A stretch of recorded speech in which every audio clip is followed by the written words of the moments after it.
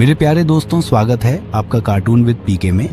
गांव के किनारे एक घना जंगल था जहां एक बूढ़ी औरत अकेली रहती थी।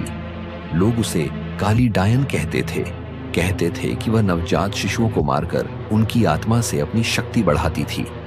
एक दिन गांव की सुनीता, जो 8 महीने की गर्भवती थी, अपने खेत से लौट रही थी। रास्ते में उसे अजीब सी सरसराहट सुनाई दी। जब उसने पलटकर देखा तो झाड़ियों के पीछे लाल आंखों वाली वही बूढ़ी औरत खड़ी थी। डायन ने सुनीता की ओर इशारा कर कहा, तेरा बच्चा मेरा होगा, उसकी आत्मा से मैं अमर हो जाऊंगी। डरी हुई सुनीता भागकर घर पहुंची और अपने पति रमेश को सब कुछ बताया। गांव के बुजुर्गों ने सुनीता को घर से बाहर न निकलने की सलाह दी, पर डर उसकी आत्मा में समा चुका था। कुछ हफ्तों बाद एक अंधेरी रात में जब तूफान आया तो अचानक घर के दरवाजे पर जोर जोर से खटखटाने की आवाज हुई। रमेश ने दरवाजा खोला, लेकिन बाहर कोई नहीं था। तभी कमरे के कोने में खड़ी परछाई हंसने लगी। उसकी लाल आंखें चमक रही थीं।